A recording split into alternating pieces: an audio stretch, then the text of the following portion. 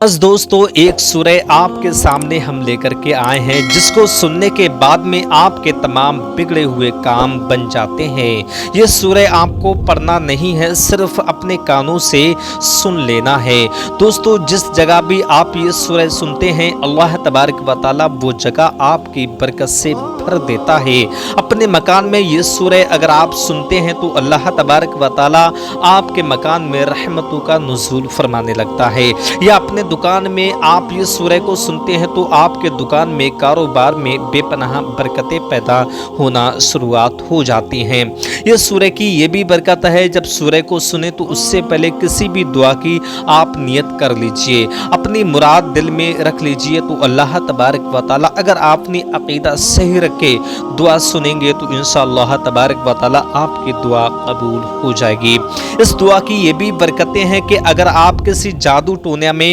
मुब्तला हैं तो अल्लाह तबारक व तआला उससे भी आपको शिफा फरमाएगा। आपके तमाम कारोबार की जो भी बंदिशें हैं वो बिल्कुल ख़त्म हो जाएंगी। लेकिन सूरह सुनने की कुछ शरातें हैं जो आपके सामने हम पेश करेंगे। उससे पहले आपसे एक छोटी सी गुजारिश है, अगर आप हमारे चैनल पे नए हैं तो चैनल को हमारे सब्सक्राइब कर लीजिए और घंटी को दबा करके ऑल पे भी रख लीजिए। दोस्तों, इस सूरह को आपको पढ़ना नहीं है, सिर्फ अपने कानों से सुन लेना है। अगर आपको पढ़ना आता है तो आप पढ़ भी लीजिए, लेकिन एक बार लाजमी सुन भी लीजिए। अल्लाह तबारक व तआला आपके मकान में बेपनाह बरकतें पैदा फरमाएगा। लेकिन दोस्तों, जो शरातें हैं वो आपके सामने हम पेश कर दें। दोस्तों, पहली शरात तो यह है कि अगर आप इस सूरह को सुनने जा रहे हैं तो तब ही आप सुने जब पूरी सुनने की कुव्वत रखते हैं, ताकत रखते हैं। अगर आप अधूरी छोड़ करके जाते हैं तो आपके बजाय काम बनने के बिगड़ भी सकता है। अगर ये सूरह सुनने के बाद में आपका काम बन सकता है तो सूरह अधूरी छोड़ने के बाद में आपका काम बिगड़ भी सकता है। तो अगर आप सुनना चाहते हैं तो पूरी सूरह सुने, इंशाअल्लाह तबारक व तआला आपके तमाम बिगड़े हुए काम बन जाएंगे। मैं तो ये कहता हूँ कि सूरह को एक बार सुन लीजिए, क्योंकि 10-5 मिनट में हमारा कुछ भी नहीं चला जाएगा। और कुरान शरीफ से अगर मोहब्बत करते हैं तो एक प्यारा सा लाइक भी कर दीजिए और इस वीडियो को सदका जारिया समझकर आगे अपने दोस्तों में शेयर भी ज़रूर कीजिए। दोस्तों, अगर आप यहाँ तक आ चुके हैं तो वीडियोस की पूरे सूरह सुन के ही जाइए, छोड़ना अच्छा नहीं होता, क्योंकि अल्लाह तबारक व तआला का प्यारा सा कलाम है। अगर आप मोमिन हैं तो इस सूरह को ज़रूर अपने कानों से एक बार सुन करके जाइए। अल्लाह तबारक व तआला आपको सुनने का भी सवाब अता फरमाएगा और उसकी जो बरकतें हैं वो भी आपको हासिल होने वाली हैं। चलिए दोस्तों, आपका वक्त ज़ाया ना करते हुए सूरत की हम शुरुआत कर रहे हैं।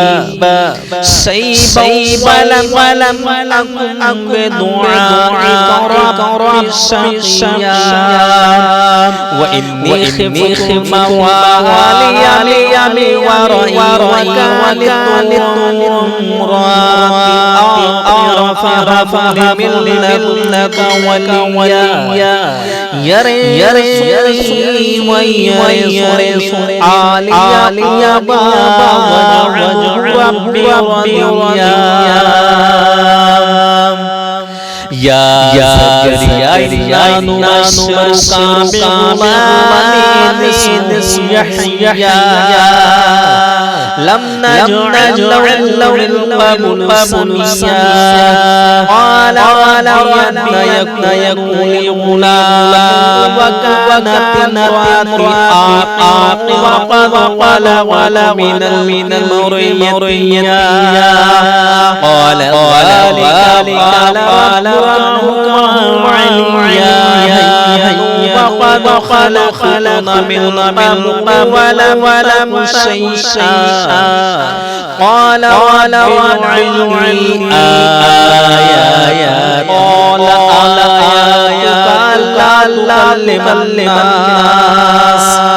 تكلم الناس وليالي سويا فخرج على قومه من المحراب فأوحى إليهم أن سبح بكرة وعشيا يا الكتاب بقوة وآتيناه حكما صبيا وحنانا من لدنا وزكاة وكان تقيا وبرا بولده ولم يكن جبارا عصيا والسلام عليه يوم ولد ويوم يبعث حيا واذكر كتاب يومئذ طمست أهلها مهانا شرشيا فاتخذت من دونهم حجابا فارسلنا إليها روحنا فتمثل لها بشرا سويا قالت أو من الرحمن إن تتقيا قال إنما أنا رسول ربك لأهب لك غلاما زكيا قالت يكون لي غلام ولم يمسسني بشر ولم أك بغيا قال كذلك قال ربك عليا ولنجعله آية للناس رحمة منا وكان أمرا مقضيا فحملته فانطلقت به مكانا قصيا فجاء المخاض إلى جذع النخلة قالت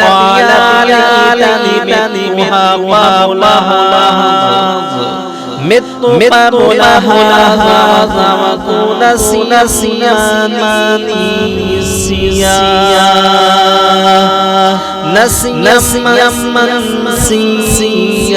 فنادها من تحتها ألا تحزني قد جعل ربك تحتك سريا وهزي إليه بجذع النخلة تساقط عليه رطبا جنيا فكلي واشربي وارضعينا ما طرينا من البشر فقولي إني نظرت للرحمن صوما فلن أكلم اليوم إنسيا فأتت به قومها فحملوه قالوا يا مريم لقد جئت شيئا فريا يا طه مكانا أبوك امرأ سوء وكما كانت أبوك امرأ سوء وما كانت के बागिया इलैहि क़ालू कैफ़ नुकल्लिमु मन कान फ़िल महदि सबिय्या क़ाल इन्नी अब्दुल्लाह आतानियल किताब वजअलनी नबिय्या वजअलनी मुबारकन अय्नामा वअवसानी बिस्सलाति वज़्ज़काति मदहिया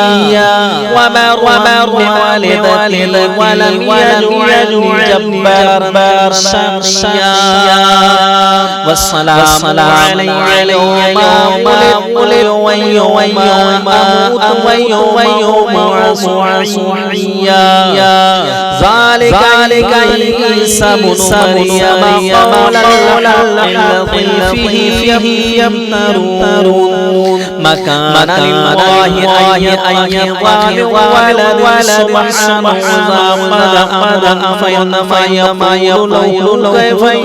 यकून وإن الله ربي فاعبدوه هذا صراط مستقيم فاختلف الأحزاب من بينهم فويل للذين كفروا من مشهد يوم عظيم أسمع به البصير يوم يطمئن الظالمون اليوم في ضلال مبين وانذرهم يوم الحسرة إذ قضي الأمر في غفلة لا يؤمنون إنا نحن نرث الأرض ومن عليها وإلينا يرجعون واذكر في الكتاب إبراهيم إنه كان صديقا نبيا إذ قال لأبيه آبت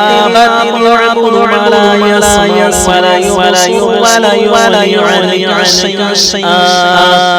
يا أبت قد جاءني من العلم ما لم يأتك فاعبد أهلك صراطا يا أبت لا تعبد الشيطان إن الشيطان كان للرحمن عصيا يا أبت إني أخاف يمسك عذاب من الرحمن فتكون للشيطان وليا قال راغب أنت لهذه يا إبراهيم لئن لم تنته لأرجمنك واهجرني مليا قال سلام عليك سأستغفر لك ربي إنه كان بي حفيا واعتزلكم وما طمعتن من الله ربي عسى لا بطاعة ربي شقيا فلما بلغ يعود من الله ونال سبحان ويا بولا جعلنا نبيا وما هبنا الرحمن وجعلنا لسان صدق عليا واذكر في الكتاب موسى إنه كان خلصا وكان رسولا نبيا وناديناه جانب الطور الأيمن وقربناه نجيا ووهبنا له رحمتنا أخاه نبيا واذكر في الكتاب إسماعيل إنه كان صادق الوعد ورسولا نبيا وكان يأمر أهل الصلاة والزكاة وكان عند ربه مرضيا واذكر في الكتاب إدريس إنه كان صديقا نبيا ورفعنا مكانه عليا أولئك الذين أنعم الله عليهم النبيين من ذرية آدم ومن حملنا مع نوح ومن ذرية إبراهيم وإسرائيل وممن أهدينا واجتبينا إذا عليه رحمن سجد وبكيا فخلف من بعدهم أضاعوا الصلاة واتبعوا الشهوات فسوف يلقون غيا إلا من تاب وآمن صالحا فأولئك يدخلون الجنة ولا يظلمون شيئا جنات عدن التي وعد الرحمن عباده بالغيب إنه كان وعده لا يسمعون فيها لغوا إلا الصلاة ولهم رزق فيها بكرة وعشيا تلك الجنة التي نورث من عبادنا نتقيا وما نتنزل إلا بأمرك لو بين أيدينا وما وما كان ربنا نسيا رب السماوات والأرض وما بينهما واصطبر لعبادته علم لو سميا ويقول الإنسان أيضا ما سوف حيا أولا يرى الإنسان أنا خلقناه من قبل ولم يشيء شيئا فوربك لنحشرنهم والشياطين ثم لنحضرنهم حول جهنم ثم لننزعن من شيعته أيهم على الرحمن عليا ثم لنعلم بينهم أولى بها سيا وإن منكم إلا واردها كان على ربك حتما مقضيا ثم ننجي الذين اتقوا ونذر الظالمين فيها جثيا وإذا عليهم آيات بينات قال الذين كفروا آمنوا فريقين خير مقاما وأحسن نديا وكم أهلكنا قبل قرن أحسن وريا قل من كان ضلالا فليمدد له الرحمن مدا حتى إذا وعد إما العذاب وإما الصعاب فسيعلمون من بشر مكانا وأضعف جدا ويزيد الله الذين هداهم والواقيات الصالحات خير ربك ثوابا وخير مردا أفرأيت الذين كفروا بآياتنا وقال لن مالا وولدا أطلع الغيب أم اتخذ عند الرحمن أهدا كلا سنكتب ما يقول ونمول له من العذاب مدا ونرث ما يقول ويأتينا فردا واتخذوا من دون الله آلهة ليكونوا له عزا كلا سيكفرون بعبادتهم ويكون عليهم ضدا ألم تر أرسل الشياطين على الكافرين الزا فلا تجل عليهم نعذر عدا يوم نحشر المتقين إلى الرحمن وفدا ونسوق المجرمين إلى جهنم وردا لا يملكون الشفاعة إلا من خاف عند الرحمن أهدا وقالوا الرحمن ولدا لقد جئتم شيئا تكاد السماوات يتفطرن منه وتنشق الأرض وتخر الجبال هدا دعوا للرحمن ولدا وما ينبغي للرحمن أن يتخذ ولدا إن كل من في السماوات والأرض إلا الرحمن عبدا لقد أحصاهم عدا وكل آياته يوم القيامة وكل آتيه يوم القيامة فردا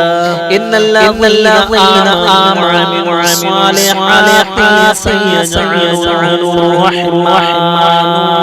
ودا فإنما يسرناه بلسانك لتبشر به المؤمنين وتنذر به مولدا وكم أهلكنا قبلهم من قرن هل تحس منهم من أحد أو تسمع لهم رقصا